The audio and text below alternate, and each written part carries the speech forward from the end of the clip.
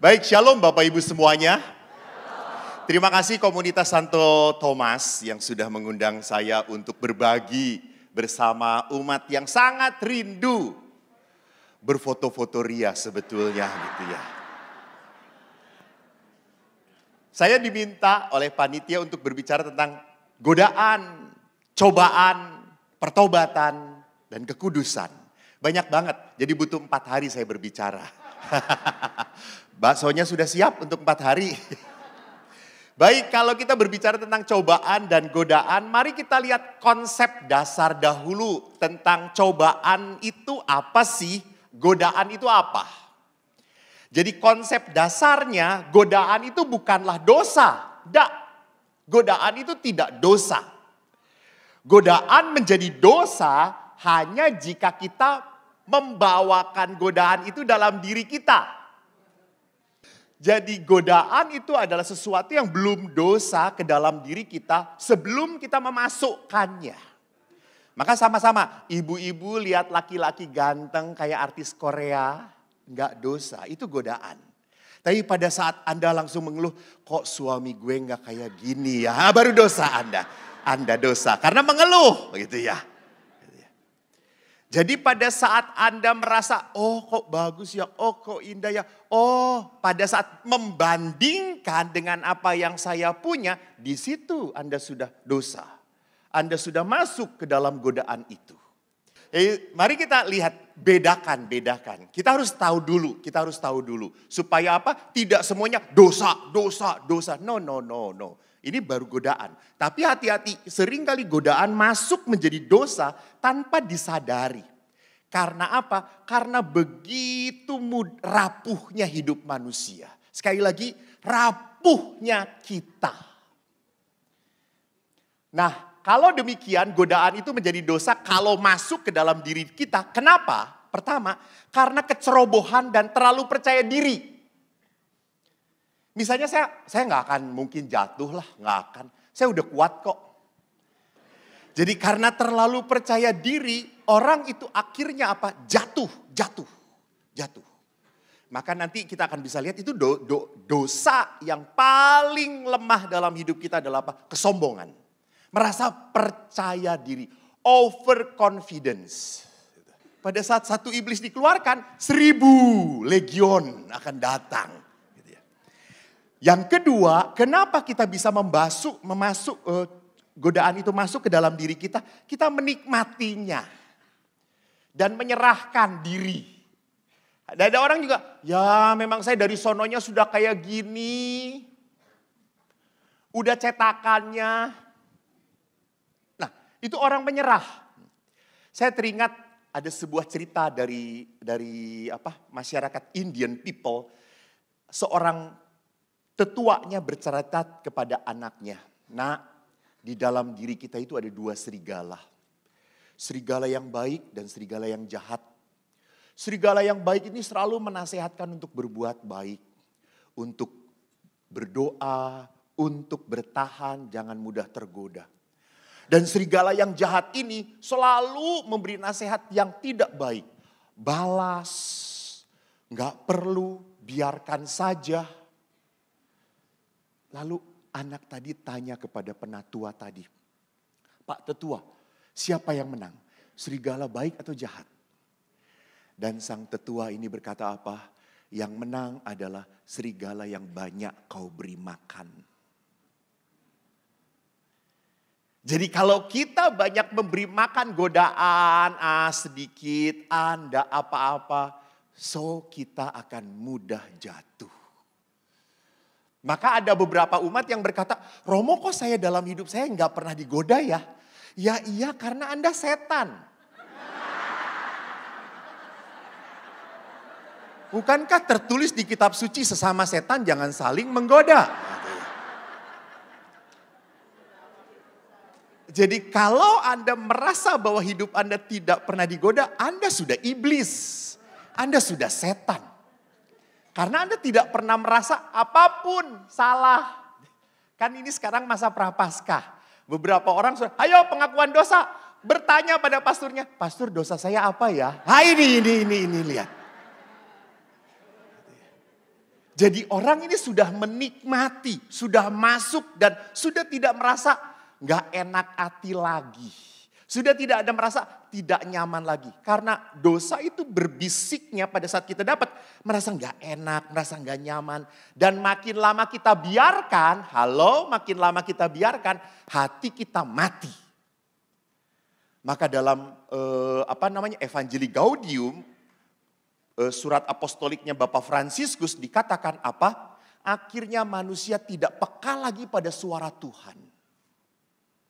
Karena apa? Tadi sudah masuk ke dalam enak banget, nyaman. Contohnya, orang ketagihan drama Korea. Gak ada di sini, pasti gak ada. Lihat wajahnya semuanya. Semua ini tontonannya bermutu semuanya. Tapi bohong. Sampai berpikir, aduh besok apa ya, episodenya gimana ya, dia jadi cerai gak ya? Gitu. Kalau dia cerai dengan saya aja, saya mau itu. Jadi orang sampai kepikiran kayak gitu. Jadi di saat orang begitu menikmati masuk ke dalam keduniaan, maka sekali lagi disitulah akhirnya orang terperangkap dan lekat pada godaan. Dan di situ orang sudah masuk ke dalam dosa. Yang kedua, mari kita lihat godaan datang dari mana?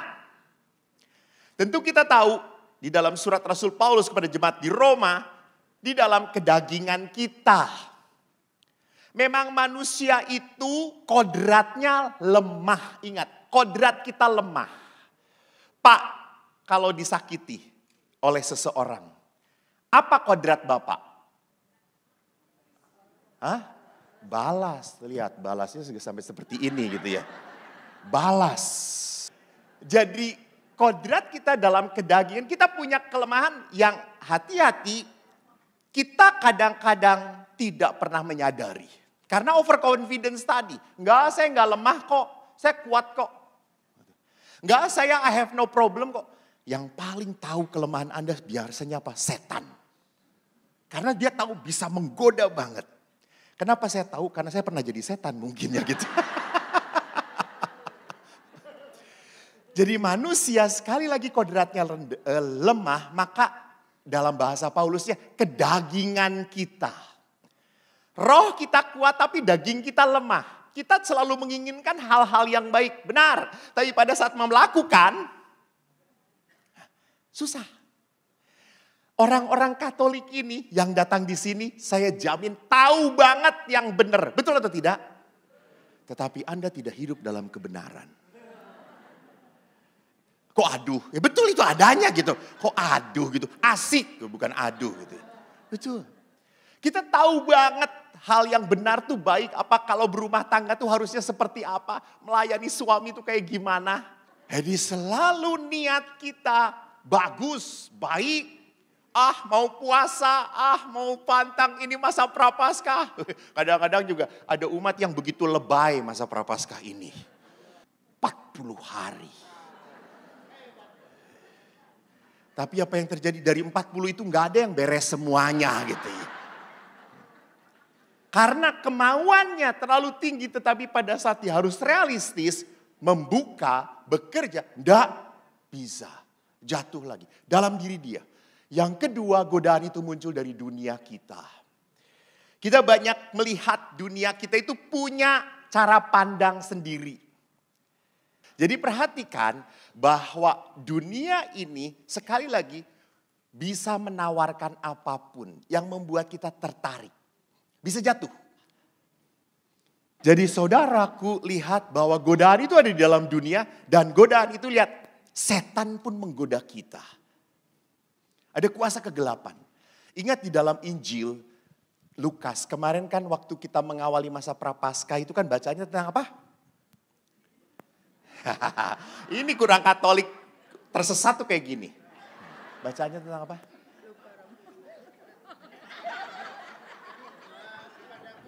Ya, di padang gurun. Di padang gurun Yesus ngapain? Ya, Yesus berpuasa dan akhirnya yang penting adalah apa? Godaan. Menurut bacaan siapa minggu kemarin? Lihat saya, jangan langsung tunduk.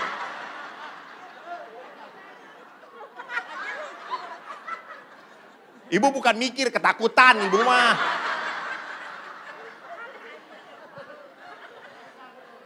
Menurut Injil Matius. Ditulis oleh Matius, Markus, Lukas. Di dalam Injil Lukas bagus. Dalam Injil Matius setelah setan itu tidak berhasil menggoda Yesus. Setan itu pergi dan malaikat datang melayani Yesus. Dalam Injil Lukas, setan itu menanti waktunya. Hati-hati, menanti waktunya. Maka kita pun sama, akan ada godaan. Yang membuat kita bisa jatuh. Maka mari kita lihat apa itu cobaan, apa itu godaan. Karena kalau tidak dibedakan, kita akhirnya suka salah tafsir. Bahwa seluruh cobaan, katakanlah dalam tanda petik, itu berasal dari Tuhan. Ingat, Yakobus berkata apa? Jelas banget dikatakan, Tuhan tidak mencobai siapapun untuk membuat mereka jatuh dalam dosa. Jadi Bapak Ibu sadari, Allah itu menghendaki kita untuk hidup dalam keselamatan. Dan kita pun selamat kembali sampai rumah Bapa. Itu inginnya Tuhan. Gak ada Tuhan yang senang anaknya apa? Berdosa dan dikuasai roh jahat. Enggak. Akan ada satu sukacita yang besar dikala seorang anak Tuhan bertobat kembali. Jadi kalau kita lihat surat Yakobus, kita harus sadar. Mari kita lihat di dalam doa Bapa kami. Selalu dikatakan janganlah masukkan kami ke dalam pencobaan. Di sini lihat tidak berarti bahwa Tuhan itu memasukkan kita dalam pencobaan. Tidak. Namun maksudnya apa? Tuhan jangan biarkan saya masuk dan mengikuti pencobaan. Tolong halang-halangi saya. Tolong jaga saya. Tolong lindungi saya supaya tidak jatuh. Supaya tidak mengikuti godaan itu. Nah itu yang dimaksudkan di dalam doa Bapa kami. Supaya saya jangan terhanyut, terbawa.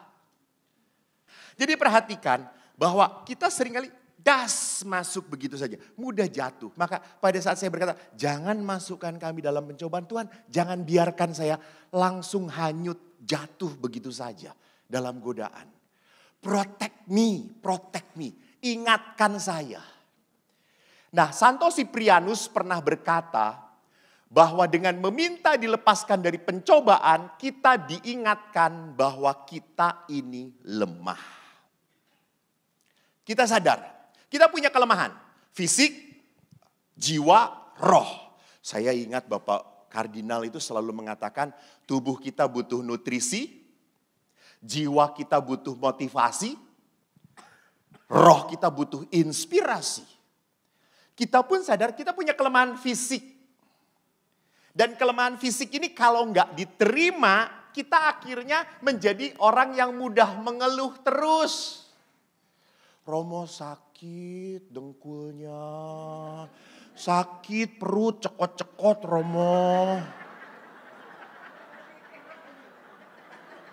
Namanya orang sudah usia 80 tahun ke atas toh sudah bingung, dislokasi. Jadi hati-hati, orang sering kali pada saat jiwanya juga sakit, maka orang itu tidak bisa melihat berkat Tuhan. Karena jiwanya sakit. Merasa dia teraniaya. Banyak banget sekarang orang-orang yang selalu merasa teraniaya. Banyak banget orang-orang sekarang menjadi objek penderita. Saya gini tuh karena gitu Romo. Jadi lihat di sini seolah-olah saya ini menjadi korban. Dan kalau demikian akhirnya apa? Dia punya sakit jiwa. Memang tidak parah. Tetapi apa? Ada sesuatu yang tidak beres dengan jiwa dia. Maka suatu saat saya berhadapan dengan seorang anak yang sejak kecil ditolak oleh orang tuanya. Namun dia dirawat oleh pamannya dengan cinta yang begitu besar. Tetapi dia tetap marah, dia tetap jengkel, dia tetap kecewa dengan papa mama aslinya. Lalu saya berkata, nak, kamu lupakan berkat yang begitu besar hanya karena kemarahanmu pada orang tuamu. Ingat, kalau berkat Tuhan tidak berjalan melalui orang tuamu, bukan berarti Tuhan putus salurannya untuk memberkati kamu. Tidak. Berkat Allah mengalir pada diri orang lain. Lewat orang lain. Nah ini seringkali kita jadi orang Katolik kayak gitu. Kenapa orang Katolik cemas, marah, jengkel, kecewa? Karena apa? Karena hanya mengharapkan dari dia. Hanya dia yang betul-betul bisa mencintai saya. Salah gitu. Gitu. Kenapa terjadinya seperti itu? Mungkin kita bisa sadar bahwa kita terlalu nurture badan kita. Kita terlalu punya waktu banyak untuk merawat tubuh. Lupa memberi waktu untuk merawat rohani kita. Berapa banyak waktu Bu dihabiskan untuk berdandan. Ibu-ibu. Apalagi kalau sudah tua. Dibedakin, pecah lagi. Bedakin, pecah-pecah lagi. Maka kalau kita disadarkan oleh Santo Siprianus, doa Bapa kami itu mengajarkan bahwa saya lemah. Saya lemah. Maka kalau orang lemah, orang itu hanya akan menjadi kuat kalau hidup dalam Allah. Hidup dalam roh. Maka perhatikan Roh Kudus yang memampukan kita. Maka pertama-tama Roh Kudus itu akhirnya menyadarkan kita. Untuk membedakan apa? Pencobaan dan godaan. Pencobaan itu membuat kita kuat. Orang yang lemah, gampang nangis. Gampang putus asa, gampang mewek. Gampang pindah agama. Kan gak banyak banget sekarang orang Katolik juga pindah-pindah gereja. Strawberry faith. Imannya kayak strawberry banget. Diruntuhkan sedikit, langsung marah, kecewa. Gak suka gereja Katolik jelek-jelek. Halah. Apa sih gitu ya. Kita seringkali memperlakukan semua gaya Amoris Laetitia, itu gayanya Bapak Paus Fransiskus mengatakan apa? Semuanya kita perlakukan seperti barang. Nggak cocok, buang. Nggak tahan. Maka sama suami istri juga merasa kalau sudah 10-15 tahun nggak bisa apa-apa lagi. Tuhan, dia adalah berkat darimu. Dia adalah pemberian darimu. Itu dulu Tuhan. Sekarang kan silakan ambil kalau Anda mau Tuhan, sekarang pun silakan. Saya rela Tuhan gitu ya. Kenapa? Karena tadi tidak tahan. Mudah sekali berpindah-pindah. Lembek. Dan itu ingat, cobaan-cobaan itu membuat kita kuat. Maka pada saat Anda lihat Ibu Teresa pernah berkata, cinta yang sejati itu adalah cinta yang sampai meneteskan air mata. Jadi ibu-ibu kalau Anda sampai sedih berduka cita oleh suamimu, good, you have good husband. Tapi kalau istri belum pernah menangis mencintai suami, jangan-jangan suaminya yang banyak menangis.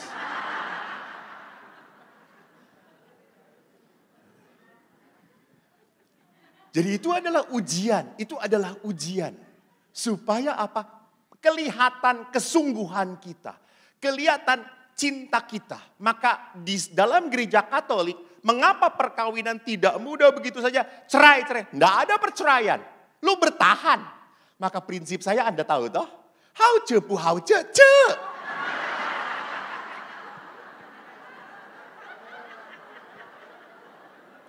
Itu yang saya pegang. Yang mau jadi pastor saya. Yang bisa membuat saya bahagia menjadi pastor. Saya bahagia karena apa? Tuhan memakai saya. Tuhan memberkati saya. Tuhan mencintai saya. That's enough for me. Tapi kalau tiba-tiba karena Tuhan cinta lalu banyak ibu-ibu ngirimin makanan. Oh, that is blessing, you know. Dan kalau tidak ada yang memberi makanan, telepon saja. It's blessing also, isn't it? Lihat, penuh kebijaksanaan. Jadi kalau godaan itu selalu memimpin kita kepada dosa, jatuh. Nah yang kedua, Roh Kudus itu memampukan kita untuk membedakan kita ini digoda atau sedang mengikuti godaan. Kadang sering tak sadar bahwa kita ini sedang mengikuti godaan tadi. Yang tiba-tiba hanyut saja. Maka saya tahu batas karena bisa hanyut, tergoda dan akhirnya merindukan. Merindukan. Kalau sudah merindukan, Anda sudah ketagihan. Dan ketagihan itu adalah bahasa dosa. Bahasa dosa. Kita sudah ketagihan itu karena melekat. Gue gak bisa happy kalau gak ada itu. Itu ketagihan, betul atau tidak? Betul. Seperti saya ketagihan berada di sini. Bukan karena ketagihan, karena ininya ada di sini gitu ya. Yang di sini ngiri Romo. Ya, saya pindahin. Betul, saya juga bingung jadi kenapa saya di situ terus ya. Saya ngikutin MC saudara-saudara moderator. Kalau saya tidak mengikuti amplop kagak ada. Saya taat. Yang ketiga, tidak hanya kita, kok jadi ngelihatnya Romo Yus? Karena saya kalau ngelihat Romo Yus ada kuasa kegelapan gitu. Saya harus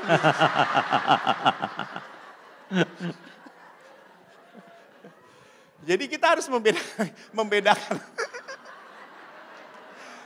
antara digoda dan mengikuti godaan.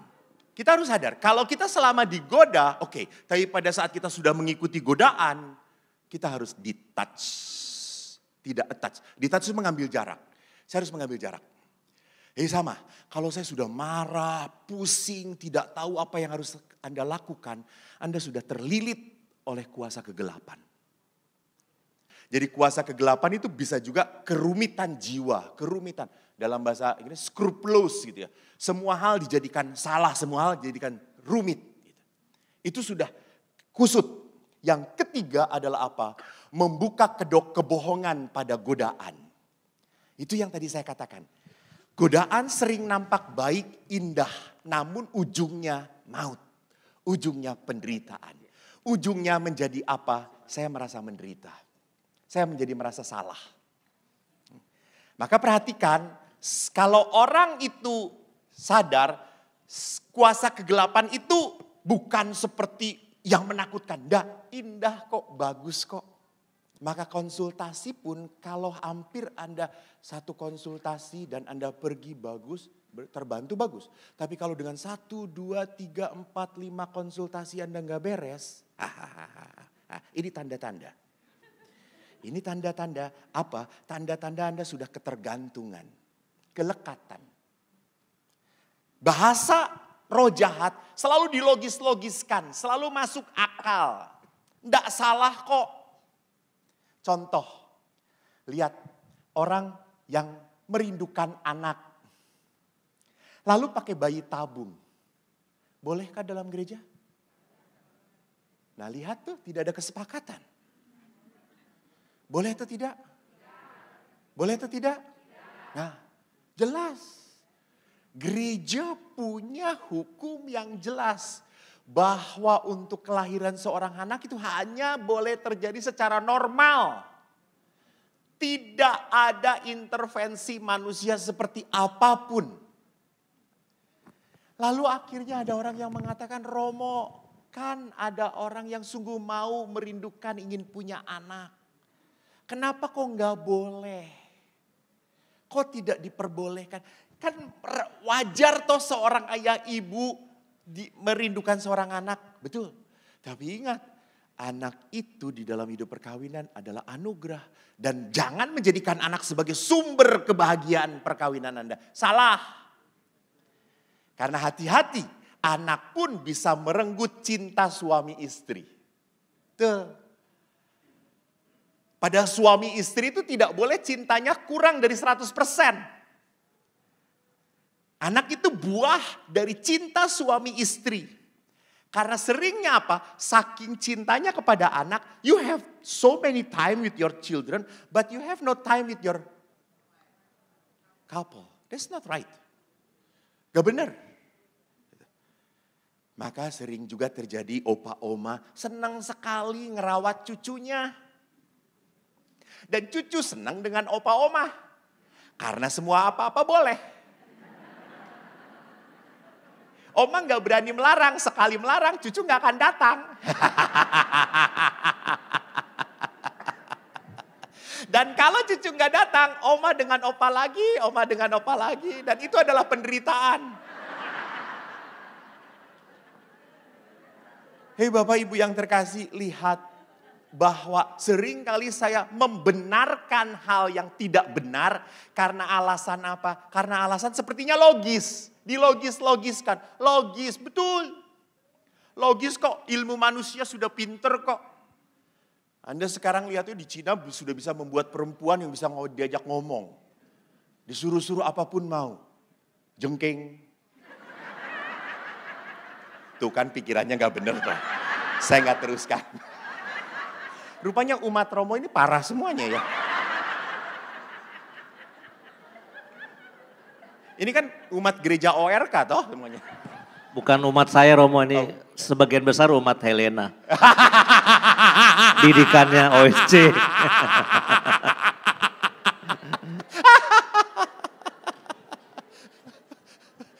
Jadi kita harus lihat bahwa untuk masuk ke dalam doa, jangan masukkan kami ke dalam pencobaan. Itu berarti apa? Jangan masuk ke dalam pencobaan itu adalah sebuah keputusan hati. Sebuah keputusan. Maka pertobatan, kalau kita berbicara tentang pertobatan, itu bukan hanya kemauan tetapi kesungguhan. Saya itu kok enggak mendapat ya Romo kata apa, aku kok dari tadi lupa. Pertobatan itu dalam bahasa gereja itu sering lihat perputaran itu. Metanoia. Metanoia, betul. Membalikan. Thank you. Ya. Metanoia, membalikkan. Membalikkan. Maka di dalam Prapaskah kita diajak untuk belajar apa? Ajere kontra. Melakukan sebaliknya. Jadi kalau saya malas dengan suami gak mau menyapa, justru saya sapa. Ajere kontra. Keterbalikan. Sebagai bukti apa? Sebagai bukti ini keputusan hati. Walaupun suami nyebelin, diajak ngomong, tetap saya pegang, saya sentuh, saya layani. Dengan kasih ya dikit. Jengkelnya banyak, nggak apa-apa, nggak apa-apa. Karena kan kedagingan kita. Tetapi Anda tidak mengikuti kejengkelan ini. Justru Anda mengikuti kebenaran. Jadi Anda nanti akan bertanya, Romo kalau saya jengkel tapi tetap melayani dia, tersenyum pada dia, dia munafik atau bukan? Bukan. Tidak munafik. Anda mengalahkan kelemahan Anda. Kalau munafik itu kan, jadi ngomongin,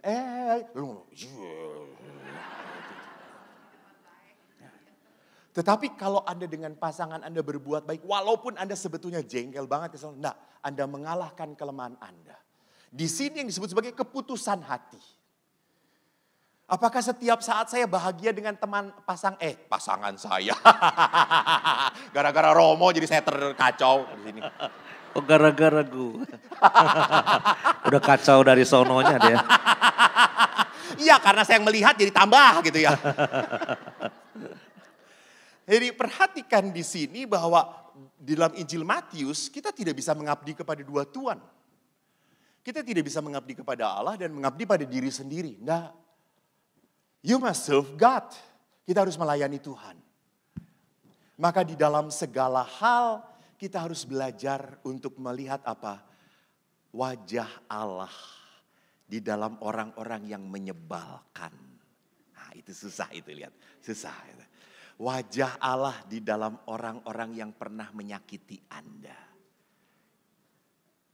Itu susah. Bagaimana bisa melihat wajah Tuhan di dalam pribadi yang seperti itu? Orang dia nyakitin saya. Orang dia sudah nipu saya. Orang dia sudah merusak saya. Ingat bahwa dunia ini banyak mengajarkan tentang apa? Balas mata ganti mata, gigi ganti gigi. Sedangkan Yesus adalah apa? Ampuni, ampuni. Kenapa? Karena Yesus mau mengajarkan tentang kedamaian batin. Damai sejahtera. Itu kata-kata Yesus. Damai sejahtera bagi kamu. Dan kedamaian itu tidak akan pernah mungkin ada kalau batin kita masih dipenuhi dengan kesakitan. Nah, saudara-saudaraku, pencobaan itu pun bisa terjadi dalam bentuk pencobaan rohani. Yaitu apa? Orang terlalu percaya bahwa dirinya itu sedekat dengan Tuhan. Maka di sini sering disebut sebagai orang-orang yang punya kesombongan rohani. Saya sudah diberkatin Tuhan kok. Saya kalau berdoa maaf ya tidak dengan bahasa Indonesia lagi, dengan bahasa roh.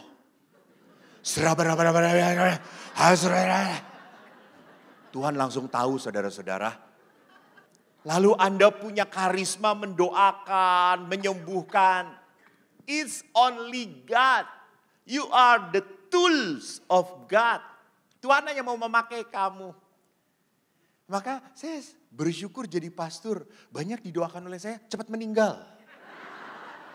Ada juga yang didoakan oleh teman-teman saya pada sembuh. Dan dia terkenal. Dia terkenal.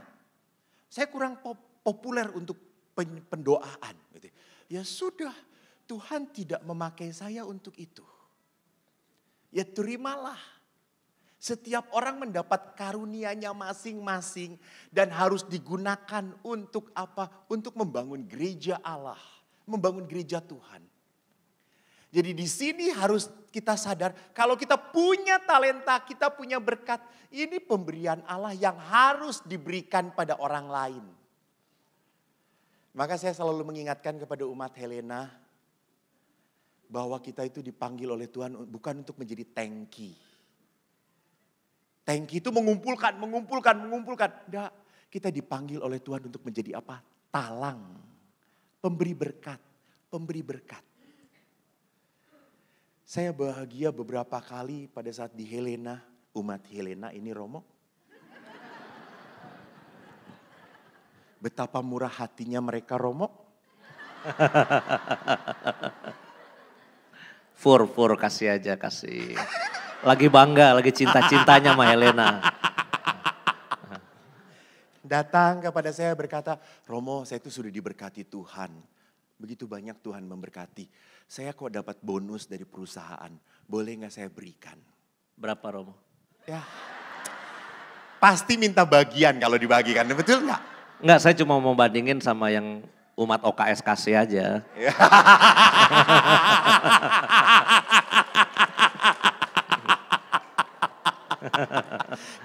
Kalau dengan OKS saya nggak berani. Saya hanya memperlihatkan belas kasihnya Romo. Ya, jadi perhatikan ada orang-orang tertentu yang sadar bahwa ini berkat itu bukan untuk saya habiskan. Bukan hanya untuk diri saya. Biarkan orang lain pun menikmati melalui saya. Melalui saya. Tapi apa yang saya mau katakan, saya bahagia toh di dalam gereja Katolik cukup banyak umat yang mudah tergerak hatinya oleh belas kasihan. Begitu mudah, nggak takut. Nggak takut kalau memberi langsung habis dan kekurangan. Enggak. Banyak yang akhirnya berkata, Romo kalau butuh bantuan lagi telepon. Saya mau memberi, saya mau berbagi. Look, apa maksudnya? Orang-orang ini merasa bahwa kesejahteraan ini bukan hanya milik dia. Nah saudara-saudara, sekarang kalau kita sudah berpikir tentang godaan, cobaan. Mari sekarang kita masuk ke dalam apa? Pertobatan. Saya tidak mau melihat pertobatan itu sebagai sebuah peristiwa anak bungsu yang hilang. Itu kok sudah biasa aja. Zakheus bertobat, enggak. Saya mau melihat justru pertobatan itu dalam rangka kekudusan. Kenapa orang mau bertobat? Karena orang mau menjadi orang kudus. Dan ingat, kekudusan itu sesuatu yang mutlak, harus. Mari kita lihat surat-suratnya. Dikatakan kekudusan itu bisa berjalan kalau kita tahu kekudusan itu harus jalan seperti apa. Dan siapa jalannya sampai kepada kekudusan. Untuk sampai kepada kekudusan hanya Yesus jalannya. Dia memberikan cara untuk sampai pada kekudusan. Nah sekarang mari kita lihat dalam Injil Yohanes bab 14 ayat 1 sampai 6. Saya skip saja poin bawahnya. Dikatakan oleh Thomas, Tuhan kami tidak tahu kemana engkau pergi. Jadi bagaimana kami tahu jalan ke situ? Yesus berkata, akulah jalan kebenaran dan hidup. Tidak ada seorang pun yang datang kepada Bapa kalau tidak melalui aku. Lihat, jalan, terus. Nah, Santo Agustinus bagus banget menjelaskannya. Enteng. Akulah jalan, artinya apa? Kamu berjalan di sampingku. Kau harus berjalan di samping aku. Dan kalau Yesus berkata, aku kebenaran, itu artinya apa? Kau harus datang kepadaku. Ngobrol dengan aku. Bicara dengan aku. Dan kalau Yesus itu berkata, akulah kehidupan. Yesus berkata, engkau harus hidup di dalam aku. Engkau harus berada bersama aku. Ingat dalam Injil Yohanes tentang pokok anggur yang benar. Yesus itu adalah pokoknya. Dan kita ini adalah carang. Kita tidak akan pernah membuahkan kasih, damai, pengampunan kalau tidak pernah nempel pada pokoknya. Yaitu pada siapa? Pada Tuhan sendiri. Maka kalau kita berbicara tentang Yesus itu jalan, kita harus sadar. Hanya Kristus yang adalah Allah yang dapat memberikan kepastian jalan keselamatan. Dan jalan ini adalah jalan kesempurnaan kasih atau kekudusan yang harus dicapai oleh 3 hal. Menyangkal diri, terus. That's right, 3 hal itu. Menyangkal diri, memikul salib, dan mengikuti aku. Maka di dalam Lumen Gentium artikel 42, hasil dari Dekret Konsili Vatikan kedua, dikatakan apa? Semua orang beriman Kristiani diajak dan wajib mengejar kesucian dan kesempurnaan sebagai status hidup mereka. Yang ingin saya lihat tekankan di dalam Lumen Gentium ini bagus sekali mengatakan apa? Bagaimana caranya mengejar kesucian, kesempurnaan. Lihat yang saya garis biru ini. Mengarahkan keinginan hati dengan tepat. Jadi keinginan kita tuh harus diarahkan. Karena keinginan kita itu seringkali arahnya kemana-mana. Kan kalau kita lihat sekarang setelah pandemi ini berkurang, semakin berkurang. Orang itu berpikir, Romo ziarah kemana? Yuk kita pergi kemana? Yuk kita ke sana. Lihat, orang seolah-olah, sudahlah jangan ngasih-ngasih. Kita juga butuh healing. Orang-orang sekarang healing. Sambil ngegiling. Kan cari kuliner toh ngegiling itu gitu ya. Jadi orang-orang sekarang lihat inginnya kalau udah dapat berkat, untuk dipakai apa? Beli apa? Kemana? Itu. Meributkan ke sana. Maka kalau orang hanya meributkan tentang diri dia, maka orang itu tidak akan pernah punya waktu untuk memikirkan orang lain. Maka kita harus belajar apa? Mengatur keinginan kita pada hal-hal yang tepat. Dan yang kedua menarik, menggunakan hal duniawi ini, digunakan. Namanya berkat, dipakai, dikasih oleh Tuhan. Berkat itu anugerah, bukan musibah. Enggak, pakailah. Tetapi apa? Jangan melekat pada kekayaan. Tidak melekat. Jadi kalau hilang, ya sudah. Ya enggak apa-apa. Seorang anak SMA pernah cerita pada saya, Romo, saya itu Romo pernah naik motor tabrakan. Tabrakannya tunggal, saya licin, jatuh, saya nabrak pohon. Saya telepon kepada mama, "Ma, aku tabrakan." Mamanya langsung, "Motornya gimana?"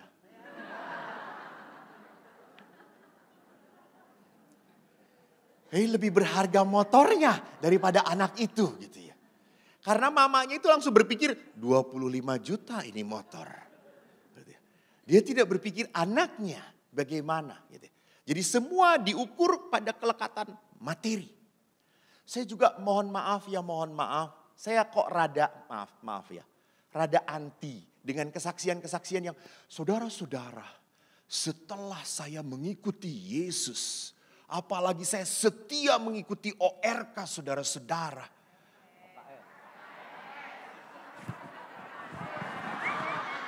OKS ya. Tidak komentar. Waktu saya.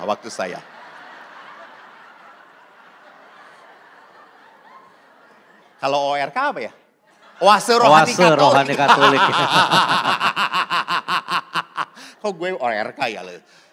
Setelah mengikuti OKS, rajin, usaha saya makin diberkati Tuhan Romo. Saya nyumbang ke Romo Yus 10 juta, Tuhan ngasih ratusan juta Romo. Nyumbangnya 2,5 M Romo. Oh iya. Ya. Bukan 10 juta. Harusnya gitu. Jadi perhatikan, kok jangan menjadi manusia yang bergaining dengan Tuhan. Ini melekat. Saya baru menyumbang kalau diberkati Tuhan. Oh my goodness, dari dulu Tuhan ngeberkatin. Ya toh. Aneh setelah merasa diberkatin, setelah banyak cuan gede. What? Lu bisa hidup aja udah berkat. Sudah berkat. Tugas Allah itu bukan tugas. Karya Allah itu adalah memberkati. Gitu ya. Jangan sampai kita melekat. Maka Bapak Ibu ada 3 hal yang ingin saya tekankan. 3 pola injili untuk melawan godaan. Untuk masuk ke dalam kekudusan. Pertama, memang karena saya seorang biarawan, beliau rohaniwan. Di biara itu kami mengucapkan kaul, kemurnian, kemiskinan, dan ketaatan. Lalu di sini dikatakan kesucian, kemurnian apa? Lekatkan hidupmu pada Tuhan. Lekatkan hidupmu pada Tuhan. Bapak Ibu, tolong jangan pernah berpikir itu mah hanya untuk para imam, para suster, biarawan. No. Justru makin yang membutuhkan supaya bertahan adalah suami istri. Suami istri. Mengapa gitu?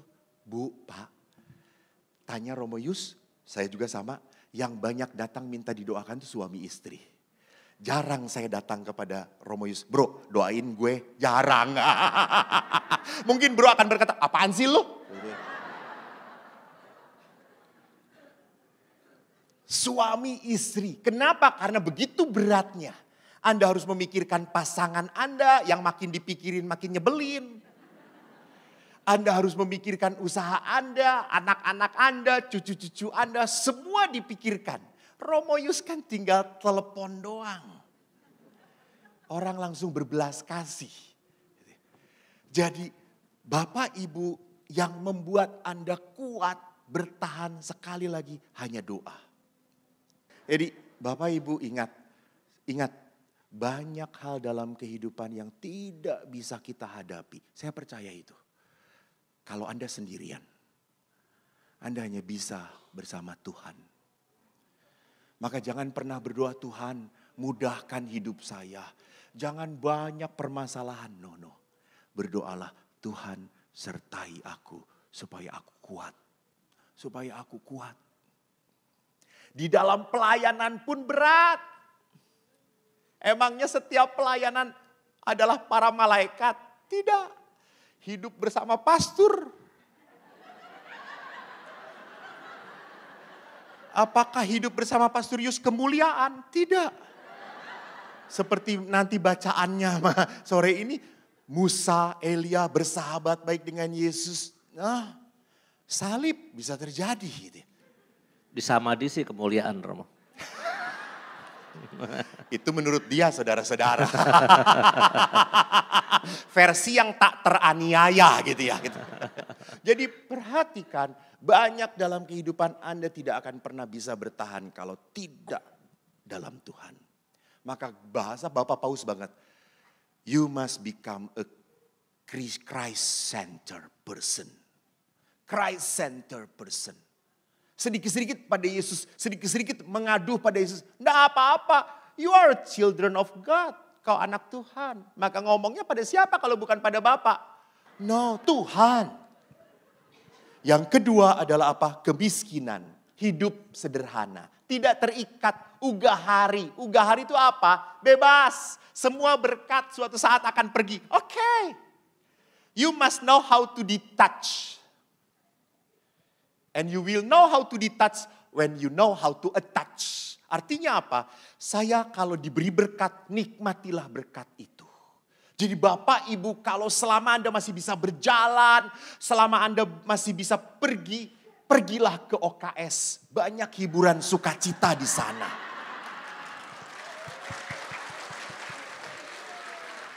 Ini sudah saat-saatnya terakhir. Ini Jadi kalau di akhir itu harus ada pujian. supaya amplopnya makin tebal. Supaya honornya naik. Jadi kalau selama Anda masih diberi kesempatan kehidupan, Allah itu mau menjadikan apa? Hidup berarti. Gitu. Jadi hidup itu dalam kemiskinan apa? Ugahari. Punya ya sudah, hilang ya sudah. Gitu ya. Mudah. Bisa menerima dan bisa juga sadar untuk membagikan. Yang terakhir adalah apa? Ketaatan. Ketaatan kepada apa? Allah sendiri. Kepada gereja. Maka kalau gereja itu mengatakan tidak, ya tidak. Setialah. Kalau gereja mengatakan ini yang benar, ya ikuti gereja. Bapak Ibu ingat, yang menyelamatkan kita bukanlah kebaikan kita. Enggak mungkin. Kalau kita itu punya cara prinsip bahwa kita nanti di surga itu ditimbang. Ya, ini kebaikan, ini kejahatan. Saya yakin sebaik apapun Romo Yus. Ini kebaikan, ini kejahatan. Ingat ya, sebaik apapun Romo Yus tetap diampuni Tuhan. Anda terjebak. Ini kan saat terakhir harus naikin dia. Bapak Ibu, sekali lagi saya katakan, bukan kehebatan kita, tetapi kesetiaan kitalah yang berkenan pada Tuhan. Tuhan memberkati, terima kasih.